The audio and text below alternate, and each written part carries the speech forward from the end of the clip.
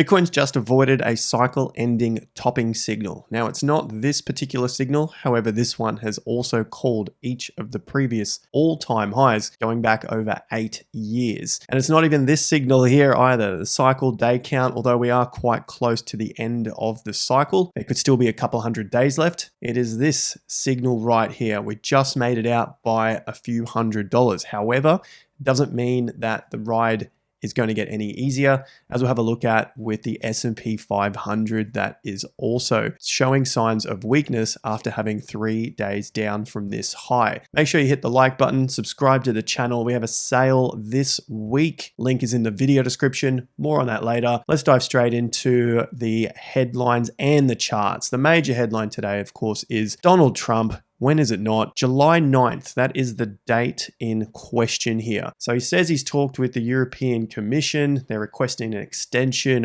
on 1st of June deadline for the 50% tariff, and he's now moved it to July 9th. If you recall from previous videos, we've been watching these dates for our cycle analysis, looking into the late part of June and also into July for a potential local low for the cycle. At this stage, with the rise out of the low that we've seen on the S&P 500, it seems quite unlikely that we would come back to test these areas of price. So around 4,800 to 5,200 points, which of course is a good thing for the Bitcoin bull market. And of course, along with the cryptocurrency space as well. But the main story, of course, is with BTC, currently around $109,000, $110,000. Yes, we're finding resistance here. Yes, we've found resistance in the past at these levels, but it doesn't seem like the cycle wants to be over just yet. What else is in the news? Well, we've seen the bond markets break down. This is across the board, and we've been covering the bonds for many of the leading economies around the globe. We've seen Japan's bonds drop, we've seen US drop, but we're seeing the yields increase. So that's what we're looking at here. We've seen this pretty decent rise to the upside. How is this affecting BTC, or how could it affect it in the future? Of course, the charts always come first, but now as many people do, they want to have a why to how things happen. Now, I always say go back to the charts, because the charts are essentially showing this from the lows and then putting in higher lows and showing signs of strength and breakouts and so on. But if we just want to have a look at some of the key takeaways, rising bond yields reflect growing concern about fiscal stability and inflation. Yes, we've seen some of the inflation data come out that it's dropping for the US and some of the major countries around the world, but that doesn't mean that it's going to be that way longer term. So it's leading some investors to question US Treasury's traditional role as a safe haven asset. So is that going to affect BTC? Bitcoin defies conventional risk models, rising not because of worsening macro conditions, but possibly because of them. If that doesn't sound like the same thing, I don't know what does. But moving on, we'll go back to the chart and have a look at where this all positions ourselves now. So we've looked at this. This is basically the 8-year resistance line. And the other piece to the puzzle that we've been tracking, of course, is the day count. So that's where the all-time high comes in from the cycle low. So it's the Bitcoin cycle top, which for the last few cycles has been a new all-time high. Now, I don't think that has to be the case moving forward forever. Yes, there are going to be many people that believe that it has to be. I think that might maybe be a bit of egg in people's face in the future. But nonetheless, continue to follow the charts. Here we are, 1,060 days into a new all-time high, or cycle top might be a better way to start recalculating our minds, just in case we think each cycle has to get to a new all-time high. It could just be a cycle top. Now we're at 913 days to the current all-time high. Yes, there's another day or two, but there has not been a new all-time high over the last 3 days, 4 days in fact. So we're about 917 days in. Maybe we get a new all-time high. I think we will, but just doing the day count itself, we're at that 913. So getting close to this 1,000, roughly, just over 1,100. And if we take it back to the first cycle, this one here was about 1,148. So quite an extended cycle there. Maybe we do get an extended cycle here and run it out to 1,148 days, in which case that could take us somewhere around January or February of 2026. So some might look at this as an extended cycle if that's the case, but really it's still within the realm of a normal 4-year cycle. 4-year cycle with roughly this sort of 3 years to the upside and then roughly 1 year to the downside. Now, if that is the case and we get this 1 year to the downside, that could take us into the second half of 2026. And I've just drawn a couple of fractals here. It doesn't mean it has to work this way. This is one that we were watching a couple of months ago, actually. I drew this in here in February.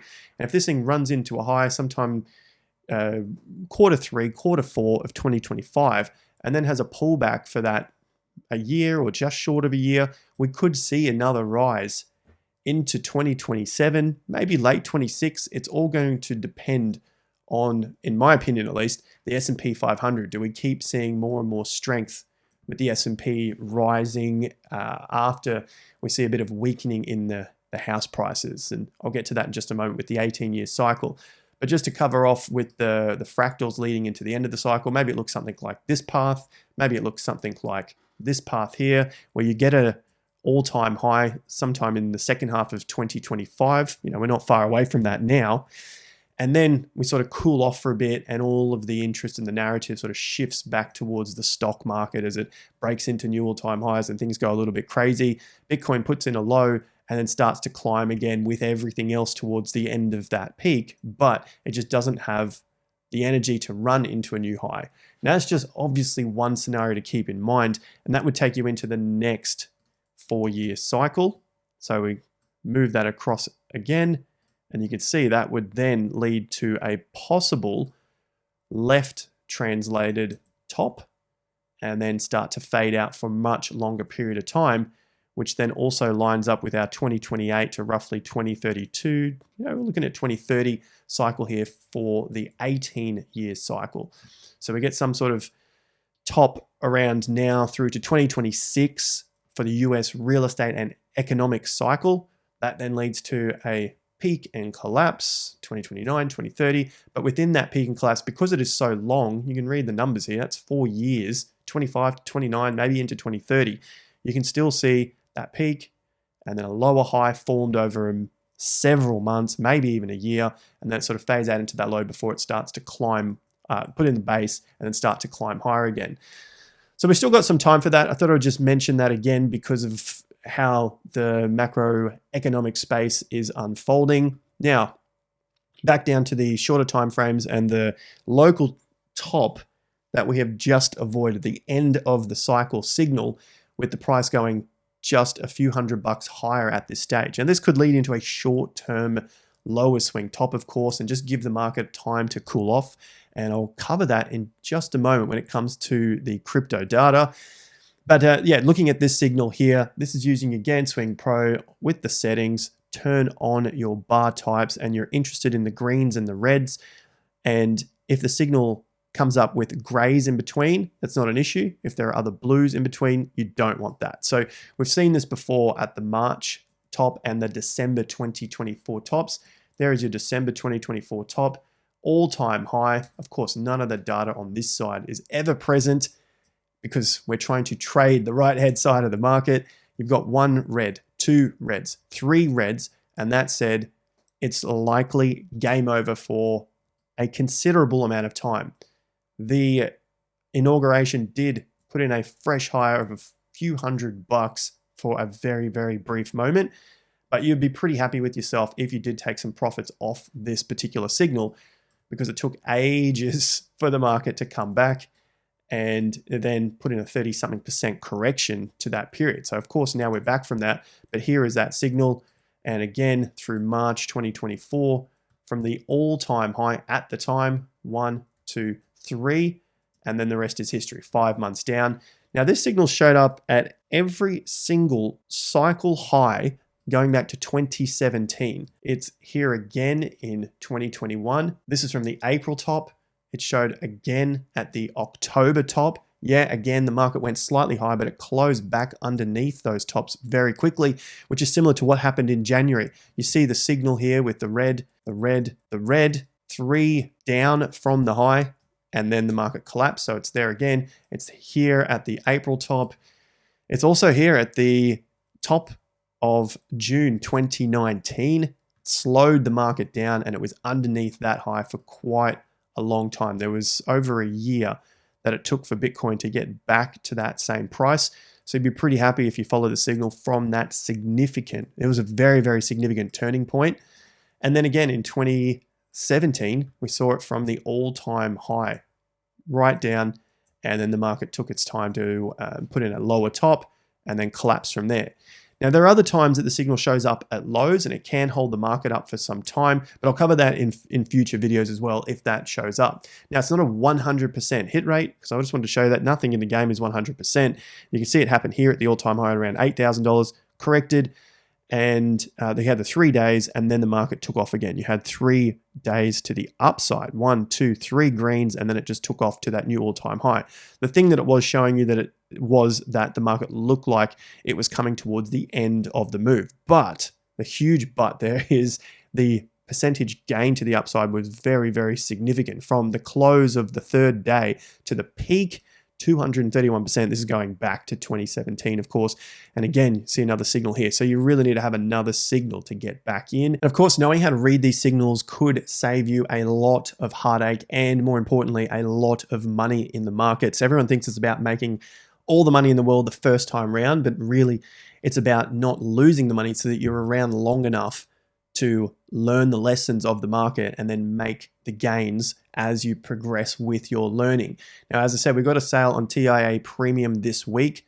Link is in the video description. Log in there. You'll be able to put your trading and investing plans together using all of the education that we have put together for you in TIA Premium. Now, if you just want to check out the results from our members and reviews, that is the link in the top of the video description. Subscribe and you'll get an email with the free Discord results for the short-term guys. And then you can check out all of the reviews from our members and you guys as well that are watching on YouTube and on X over the last several years on the channel. So the crypto data is showing a drop off here in interest for Bitcoin and crypto. Bitcoin in the red, crypto in the blue line here. We did see that peak in the red. So the red interest for BTC right around the high there. There's the 22nd of May. And for the crypto data, you got the 22nd of May, very similar high to the low actually on the 7th of April, but still not much interest has returned to cryptocurrencies. We saw a higher low. Can you believe it? We've got a couple of higher lows and now higher highs for the exchange volume. So I think that's a very good sign that we're at least seeing some of the interest come back into the market with traders. Hopefully they're not getting liquidated. This time, however, 200 million in the last 24 hours. And of course, it's been over a weekend, so a little quiet here compared to what it was on Friday. A lot of the longs there got liquidated on that big bar down of BTC. Now, the market sentiment is also running its course here. So I think we probably need just a little bit more patience in the game, especially as the well, at least in the sentiment here, the crypto fear and greed index has been up for about 85 days. So coming up to about 3 months from the low on the 27th of February. Now, this is the sentiment low, but your price low was around the 7th and 9th of April. So it's around this higher low here. So yeah, around 3 months to the upside. The thing I'm concerned with here is if we've just put a little spike out into extreme greed. That's what the dark green is in the background. This one here is greed, neutral, fear, and extreme fear. What we've seen in the past is a slowdown in the price, and it's not the worst thing in the world because this could just be a minor reset. So you got 7 days when it poked its head into extreme greed, back to a low, and then pushed higher. The time frame from that low to the high is about 17 days until it got to that market sentiment peak, but the price highs were around mid-December, and of course the inauguration peak there. So just looking at the market sentiment drop off as the price continued to go higher. Now, in terms of time frames from this peak to the end, it was 84, again, about 3 months. Or if we take it to the December top when the signal showed up that the market wanted to slow down, it's about 48 days there. So you're looking at around 7 weeks to that particular top. So if this is the case here and it's a short pullback, maybe I'm looking out for about a week in the pullbacks. Now, there is another instance just in most recent history. We have to take it all the way back if you wanted to, but that's up to you to do your back testing. Looking at this last one, it moved up to at the top of the greed. So that's just light green. And that took about 15 days to reach its low of the market sentiment. So time for the sentiment to reset before it was able to put in that new all-time high in around early March. Now, taking a look at the price chart with the crypto fear and greed index will give you another perspective. But I thought I would just do that without the price chart in the background so that we can remove the noise and have a focus on just the market sentiment itself. So here it is with the price chart. And you can see with the first pullback, the 15 days, that was leading into January 24 to the low in January 24. That was the ETF hype. So Bitcoin's ETF had a pullback and then went on for that final run. And we're just measuring it from that first, the peak of the market sentiment, which was right around the 5th of March. And yes, it ran into the 14th of March. Now, the main thing here is the timing of the investors or the traders. And it was a similar thing to what happened in the last peak. Look at the low to the top, 41 days. Now, if you want to take it from the low to the price top, 50 days. It's almost exactly the same thing to what happened here. So if you're still around on the video now, hit the like, subscribe to the channel if you haven't already. Look at the time frames here. To the peak of the sentiment, that's at about 17, 18 days. So, 2 or 3 weeks. And to the price top, again, as I said, 40 odd days from that low. So let's look at it from the peak, and I think that'll give you roughly around the same number. There you go, 47, 48, as we just looked at. So if this is the case and we get that sort of 7 to 14 day pullback, like we've seen in the last 2 times, that was roughly around the last move into a local top. Yes, it was an all-time high in this case. It was a local top. It corrected for a long time frame. That is 111 days from the first peak, or from the January peak was 77. My memory serves me. Yep, 77. But we had about a 30 to 40-ish day from that top. So 30 to 40 days. 30 days, there you go, June-ish. 40 odd days, July. Starts to line up somewhere with Trump's, and then we come full circle, as I like to do, Trump's date here of his extensions for the European Union and the tariffs. I don't know how this is all going to play out, but it's just timeframes that continue to line up with things that are going on out there. So top, let's watch for a 17 to 14-ish day pullback, see where that comes in. Do we still find strength on the pullbacks? Where is that strength going to be? Probably around the highs. That's around 105, 107-ish. That's going to be a good start. Otherwise, low to high, you're looking at the 50% level, right around 93 to 94K. That's still going to be in a relatively good position. What we don't want to see from here is the price to collapse underneath that level. I already hear it, people saying it's impossible, yada, yada. Doesn't matter, just watch the price chart. We don't need to have an opinion on it. We just need to watch what the price chart is doing. If we didn't see a pullback here and a continuation of the trend, remember, the trend is still up. The GAN Swig Pro is still up. Greens, greens, greens. The one-day swing, the one-day 2-bar, the one-day 3-bar. So just looking out the time frames here. This is the shortest time frame, and then you move up in the time frames for the longer-term strength. They're all still up. So it does not mean this has to be a top. Don't be one of these people that gets liquidated trying to short all of the tops.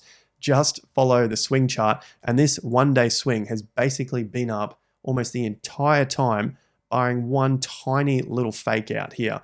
The rest of it has all been up. The 2 days been up, the 3 days been up. Just keep trading with the trend.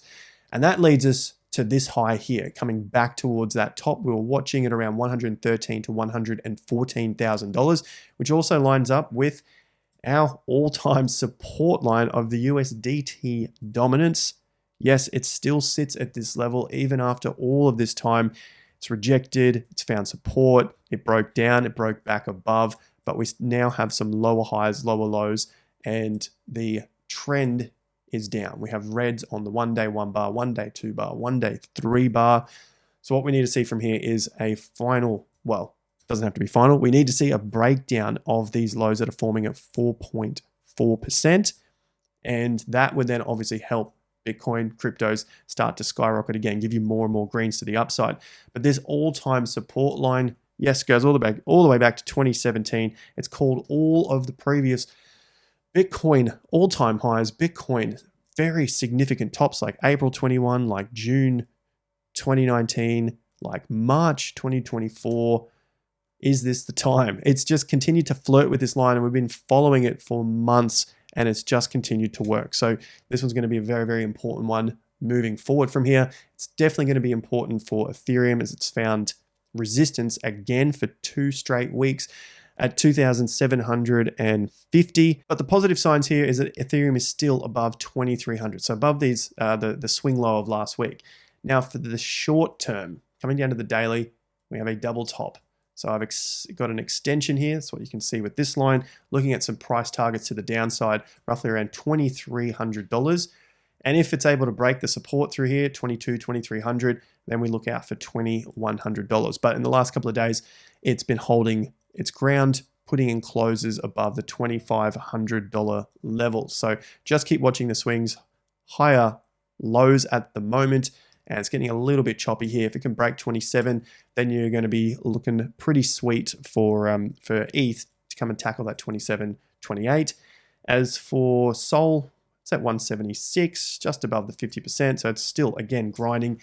You can see it grind. Obviously, USDT is pretty much the big one here. No one is really dropping the USDT onto these altcoins yet. It hasn't happened since the 9th of May. So, you know, just over 2 weeks.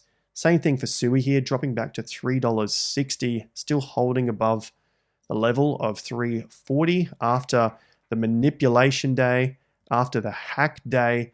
We're still in this grinding phase here. So if SUI can hold above $2.90 to $3, they're the major support levels, then that's going to put it into a better position. Otherwise, keep an eye on the rejections here at the $4.20 level, especially on this increased volume. And also XRP still grinding away like it has done since roughly 8th, 9th of May, just getting rejected a couple of times here at the 50% level, but just looking a little weaker against the BTC pairings. Watch the 50% in case that breaks down. You can see we've already had one solid bounce at it, and it's basically faded the entire time against BTC. That's very, very important one here if it's going to be another strong trading altcoin for this next stage should we get the breakout. Now, for the traditional markets, we saw 3 days down, as I alluded to in the intro, for the S&P 500. 1, 2, 3. Don't worry, if it's green, you're seeing lower highs, lower lows. But the main thing here, hopefully you guys have been following, is that this is not a highly significant turning point. It's not an all-time high. It's not an all-time low or a major cycle low on significant news. So I don't expect this 3-bar move to be anything more than a short-term resistance or potentially coming into some short-term support. The strangest thing, well, not really that strange if you've been following how retail invests, is that on this day right here, 19th into the 20th, we saw the news on the 20th, 19th was a Monday, and that was after Moody's, I think, downgraded the US. And this day here, they have something in common. These 2 days were the largest days of retail buying. So this is May 20th, obviously coming out my time, 5 a.m., which is the end of the 19th for you guys in the US.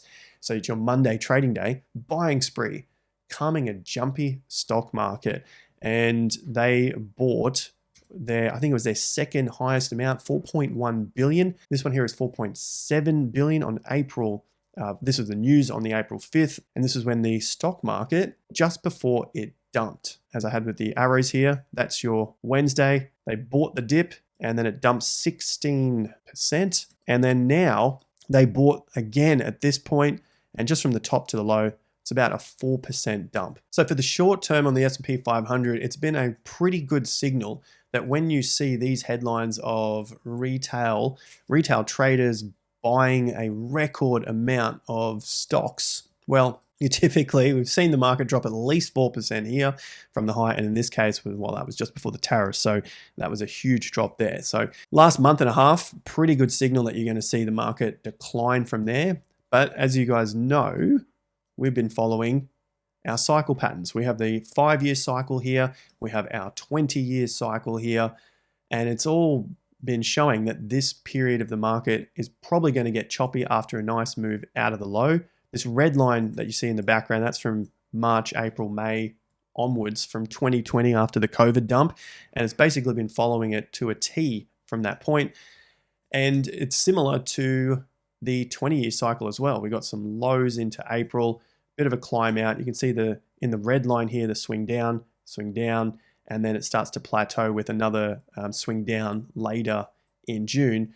But through this period of mid-May to, roughly sort of like mid-June before a little spike out, that really isn't anything exciting to be trading for about that month there. It's really gone nowhere. And because the market's gone nowhere in this last little period, everyone's talking about the bonds and how this is going to collapse the market, which has me thinking maybe now is at least a local top. I mean, that's kind of confirmed now just on the day chart here, but it's probably not going to be as severe as what's been happening over the last month coming out of this low. So we're looking at the yields here. This is the yields rising. It's at 4.5%.